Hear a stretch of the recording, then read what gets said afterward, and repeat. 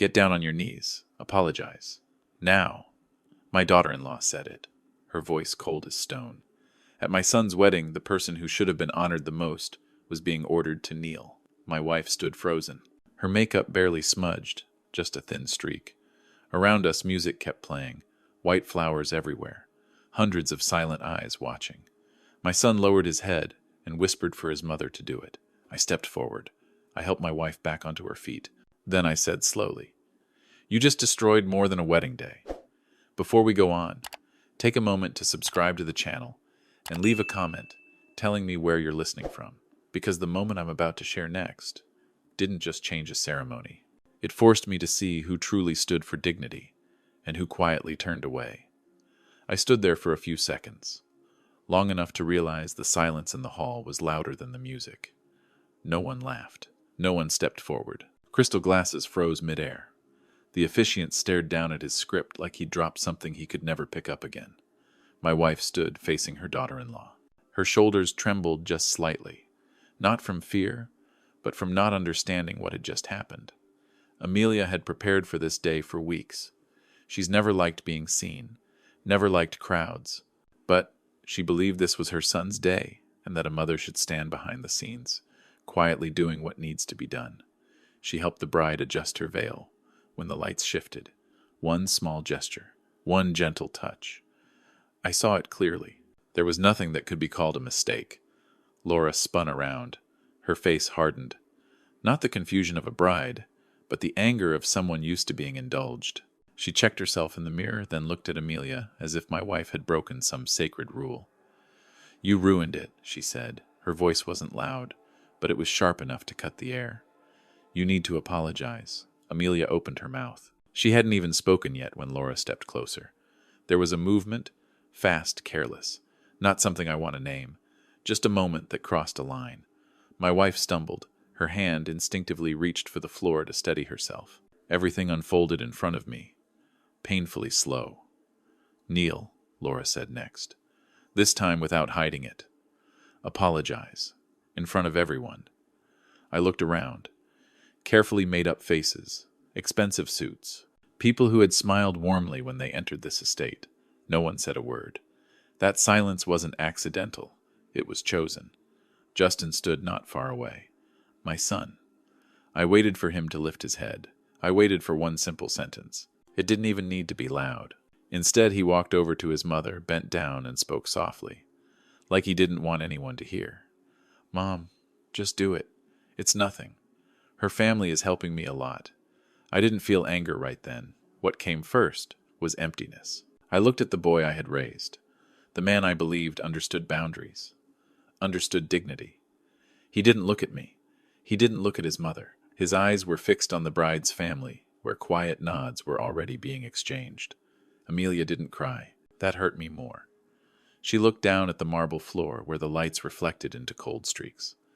I knew what she was thinking. She was asking herself what she had done wrong, to be standing like this on a day that should have been filled with blessings. I stepped forward. Not fast, not slow. I placed my hand on her arm, felt the faint trembling, and helped her stand upright. I didn't look at Laura yet. I looked straight at my son. Justin turned away. When I finally faced Laura, my voice was calm, loud enough for those nearby to hear, but not loud enough to turn it into a performance. No one in my family kneels over a smudge. Laura gave a thin smile. The familiar smile of someone who believes they're standing higher than everyone else. "Do you know what day this is?" she said. "This is my day. You don't want to make a scene, do you?" I nodded. "Yes, it's your day." I paused. Just one beat. "And it's also the day you showed me what you value." No one understood what I meant. At least not then. I took Amelia's hand and led her away from the ceremony area. The music started up again, a little rushed. The officiant forced a smile, said a few words to patch the air. Scattered applause followed, late automatic. We walked down the long hallway, leading to the garden behind the estate. It was quieter there. I heard Amelia's breathing slowly steady. She didn't ask me anything. She just held my hand tighter. "I'm fine," she said softly, as if she needed to reassure me more than herself. I nodded. "I know she's strong. But that strength was never meant to endure humiliation. It was built on self-respect." I took out my phone. I looked at the screen for a moment before calling, not because I hesitated, but because I wanted to be sure I was acting on principle, not anger. When the call connected, I spoke briefly. No long explanations. Stop. Temporarily close all related reviews. I'll send the official reason. I ended the call. No sigh of relief. No sense of release. Just the familiar certainty of a decision that had been considered long ago, waiting for the moment it became necessary. I turned to Amelia. Let's go home. Behind us inside the brightly lit estate, the wedding went on. But I knew some things had just been broken, and no blessing could ever put them back together. We left the estate as the Charleston sky faded into that pale afternoon gray. The cobblestone road ahead was still damp with missed cars lined up, waiting their turn to take guests home. No one noticed us anymore. At parties like that, silence disappears quickly, replaced by drinks, laughter, and whatever people are eager to forget. Amelia sat beside me in the car, her hands resting neatly in her lap. She looked out the window, saying nothing. I knew she didn't need comfort. What she needed was to know that what had just happened wouldn't be treated as something small, that her dignity wasn't left behind in the ceremony hall with the white flowers. As the car pulled away, I finally allowed myself to think back to that morning. 24 hours earlier, I had been standing in a windowless conference room, fluorescent lights bearing down on the table. Familiar faces sat across from me, tired but focused. Thick folders lay neatly marked in front of us. I'd spent most of my life in rooms like that, so the heavy silence of big decisions was nothing new. They call me a consultant, a word that sounds harmless enough. But in federal projects, a consultant stands at the line.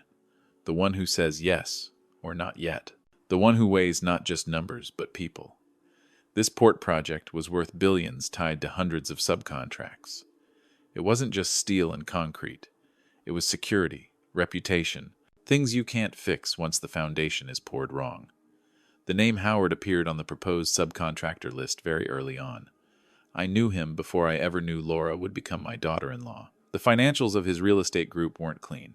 Not bad enough for immediate rejection, but concerning enough to take note. Layered loans. Promises backed more by words than guarantees.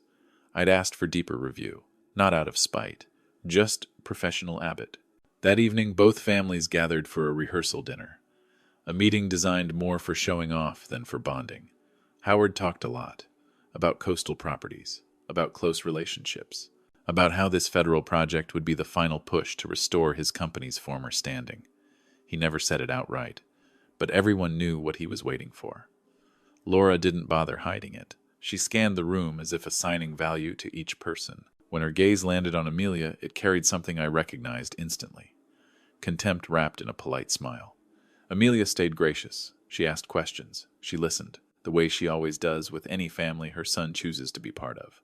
At one point, Laura leaned toward me, her voice light. "I hear you've retired. That's nice. Finally time to enjoy yourself." I smiled. I changed roles. She nodded, didn't ask another question. That silence said more than curiosity ever could. To Laura, some people don't need to be understood. They just need to be placed in the right category. I watched everything. No notes, no reactions. I wanted to see how they behaved when they believed there was nothing to lose. That has always been the most accurate test. And by the next morning at the wedding, that test ended, very clearly. The car stopped in front of our hotel. I stepped out first and opened the door for Amelia. She placed her hand on mine for a brief second. A small gesture, but enough to tell me she had steadied herself.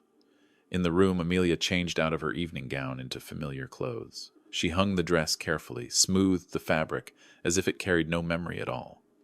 I watched her, then turned to the window. Outside, the city moved on as usual. No one knew a line had just been drawn. I picked up my tablet and reopened the notes from the meeting the day before. The numbers were still there, but now they carried an added weight. Leadership ethics aren't abstract. They show up clearly in how someone allows their child to treat others, especially those they believe to be beneath them. I drafted a short evaluation. No dramatics, no emotion, just observations, risks, indicators of management culture. I didn't need more evidence. I had just witnessed one of the clearest forms of it. When I sent it, my phone buzzed. A message from a familiar number. "Everything okay," 3 words. I replied, clearer than ever. I knew that across the city the wedding was still going on. Laura was probably smiling for photos, convinced the moment had passed. Howard was likely raising a glass with people he wanted to impress. They didn't know that some doors don't make a sound when they close. I set the device down and sat beside Amelia. She rested her head on my shoulder, tired, but at peace. In that moment, I wasn't thinking about contracts or projects. Just one simple truth. Some boundaries don't need to be announced. When someone crosses them, consequences find their way on their own. And sometimes, it all begins with a request that seems very small on a day when someone believes they're entitled to everything. That evening passed very slowly. Amelia went to sleep earlier than usual, probably from exhaustion. I sat alone at the small table by the window, watching the yellow light wash over Charleston's old walls. This city is used to big stories, old families, deals made quietly. So am I. But that night, everything felt heavier. I wasn't expecting anything to happen right away. In my line of work, consequences rarely arrive at the same time as the action. They come later, moving along proper channels. I knew the evaluation I'd sent wouldn't make noise. It would simply trigger a review, the kind every partner goes through. The difference was timing. The next morning I woke up before Amelia. I made coffee, opened my phone, and read the first updates. No message from Howard. That didn't surprise me. Men like him don't call before they understand what's happening. They wait. They probe. They look for another route. Late morning, my phone buzzed. An internal number, I answered. We've reviewed the file again, the voice said, calm and professional. There are some issues that require a temporary pause. I understand, I replied. Follow procedure. The call ended. I set the phone down and looked at my coffee, now cold. I didn't feel victorious. I didn't feel relieved. I just felt the familiar order of work sliding back into place. Early afternoon, things began to move more clearly. A short message came in from someone I knew in finance. The bank just activated a risk protection clause on Howard. No emojis. No explanation. People in that world don't need many words. I could picture it clearly. An urgent call. A polite but distant voice. Numbers read aloud. Clauses once ignored, now placed on the table. When a federal project stops being an anchor, everything tied to it becomes exposed.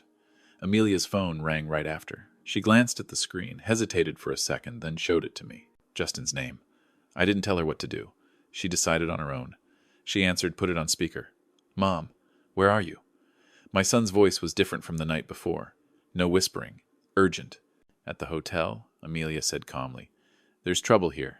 Mr. Howard, his company's in trouble. Everyone's on edge. I looked at Amelia. She didn't look at me, but I knew she was listening to every word. Why are you telling me this? She asked. Justin went quiet for a few seconds.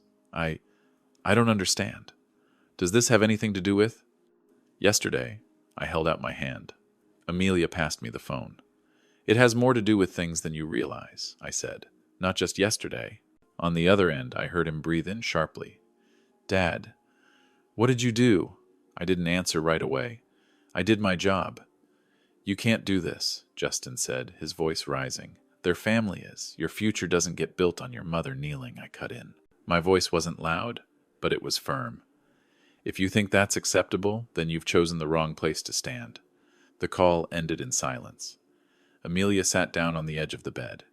She didn't cry, but I saw her hands laced together, tighter than usual.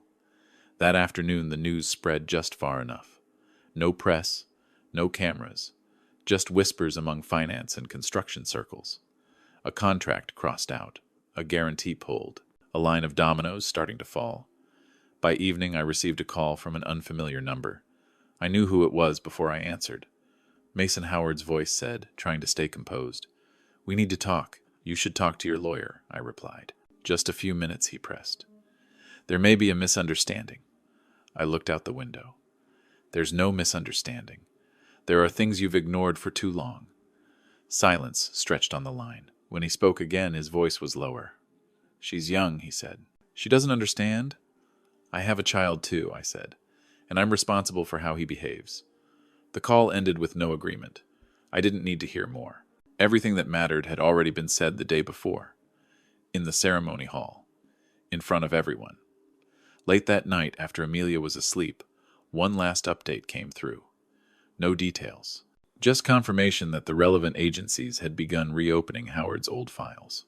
Files once kept neatly closed by reputation and connections, now opened under a different light. I set the phone down, turned off the lamp, and lay beside my wife. In the dark, I listened to her steady breathing. I knew tomorrow wouldn't be easy. Justin would call again. Laura would react. Howard would try every angle. But there are moments in life when things have gone too far, and the only thing left is to let the truth do its work. I didn't need to push. I just needed to stop standing in the way. And somewhere in an estate where the wedding flowers were being taken down, they were probably starting to realize how a request that seemed very small can bring an entire structure down faster than anyone expects. The next morning, Amelia woke up later than usual. She stepped out onto the balcony and stood there for a long time, looking down at the street as traffic began to fill in. I didn't ask what she was thinking.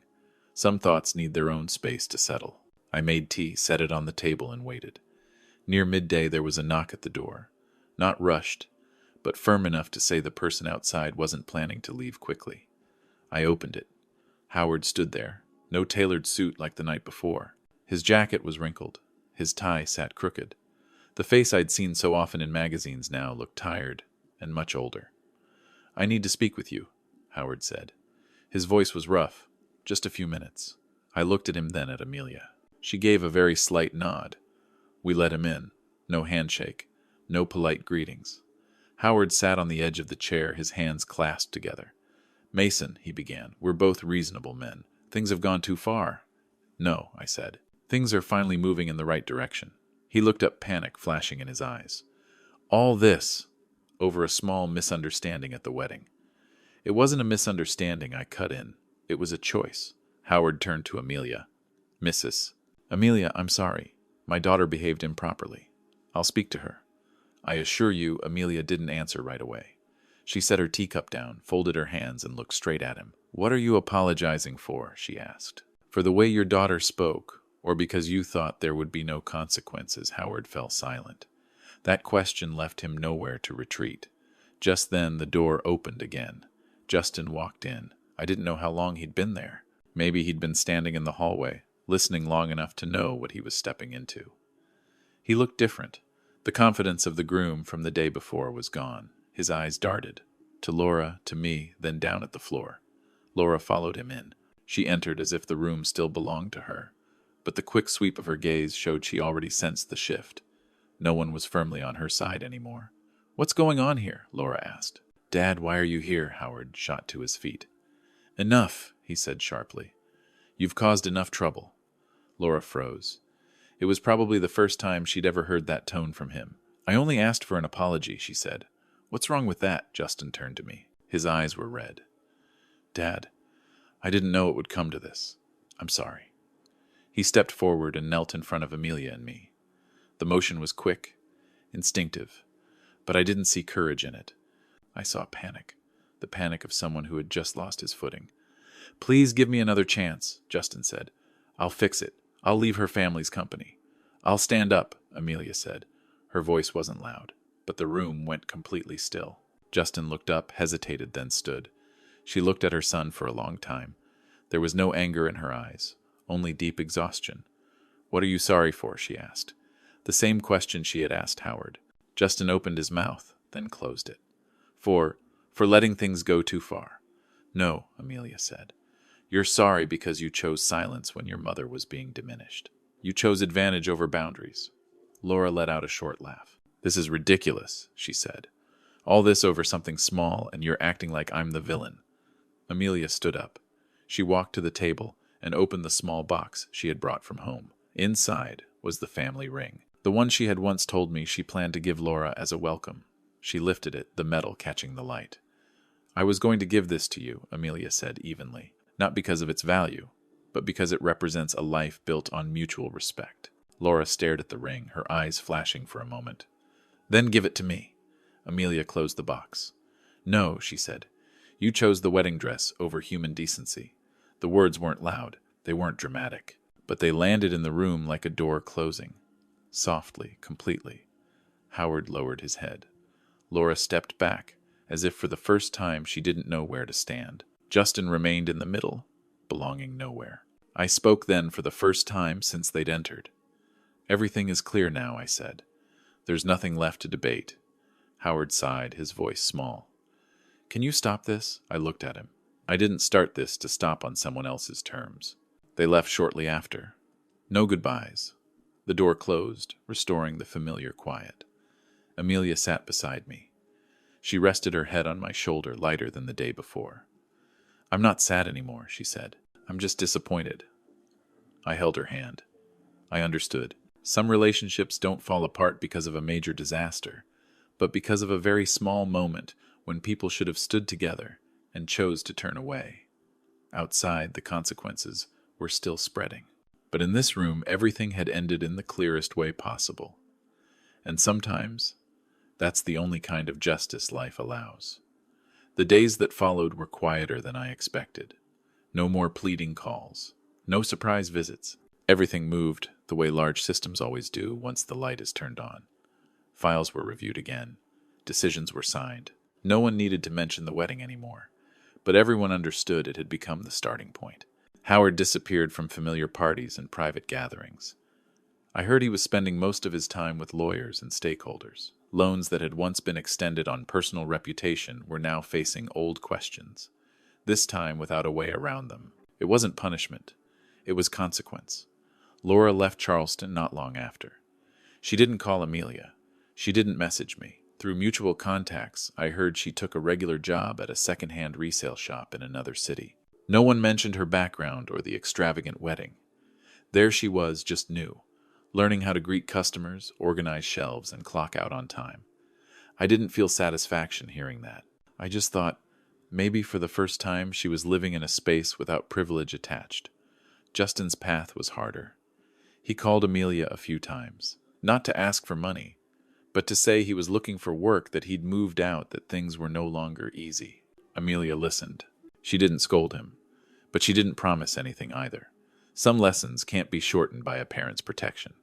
You'll have to stand on your own, she told him in one short call. I believe you can, but I can't do it for you. I could hear Justin starting to understand that. Slowly, but honestly. He stopped talking about big plans and shortcuts. He talked about long workdays starting over small mistakes he was trying to fix. I didn't step in.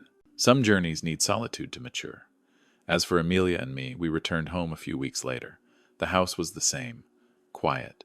Familiar. Amelia placed the box with the family ring on the highest shelf in my study. Not to hide it, but as a reminder that some things should only be given when the recipient understands their value. We used the money we had planned as a wedding gift to start something else. Nothing flashy. No press releases. Just a small fund to support people who had experienced abuse of power at work and at home. Amelia was more involved than I was. She listened to stories that were very similar and very different. People who had been told to stay quiet. People who had been told, it's nothing. Each time she came back from those meetings, she seemed lighter. She said being heard sometimes was already a good enough beginning. I believed her. Throughout my career, I had seen power used far too often to force people to bow. Far fewer were willing to use their position to help someone stand back up. One afternoon, we sat on the porch watching the sunlight fade behind the trees. Amelia made tea. I read a few pages, then set the book down. We sat in silence for a long while. Do you ever regret it? Amelia asked softly. I thought for a moment. No, I said. I just wish I'd recognized it sooner. She nodded. So do I. We sat there without needing more words. Some stories don't end with perfect reunions. Some relationships need distance for both sides to be safe. I accept that. Fairness doesn't always bring immediate happiness, but it brings long-term peace. A few months later, Justin stopped by. No warning. He stood at the door thinner than before, but his eyes were different. No longer searching for approval, just willing to meet my gaze. I came to say hello, he said. I know I haven't earned the right to ask for anything. Amelia hugged her son. Not for long. Long enough to say the door wasn't closed, but not wide open either. I placed a hand on his shoulder. Keep going, I said. You're doing the right thing. When Justin left, Amelia turned to me and smiled. It wasn't a sad smile. It was steady. That evening I sat down and wrote this story, not to claim credit, but to remember that moments which seem very small can shape an entire life. Real authority doesn't come from making someone kneel. It comes from what you choose to do when you have the power to stop it. If you were in my place, when would you give your child a second chance? Leave your thoughts in the comments. This story is only complete because you stayed until the end. Subscribe to the channel, tap like, and share, so stories about dignity, boundaries, and decency can keep being told. Thank you sincerely for listening. The message I want to leave is simple. True power isn't about forcing others to bow. It's about making sure they're allowed to stand upright. In any situation, respect is always the most valuable choice. I'll see you again in the next story.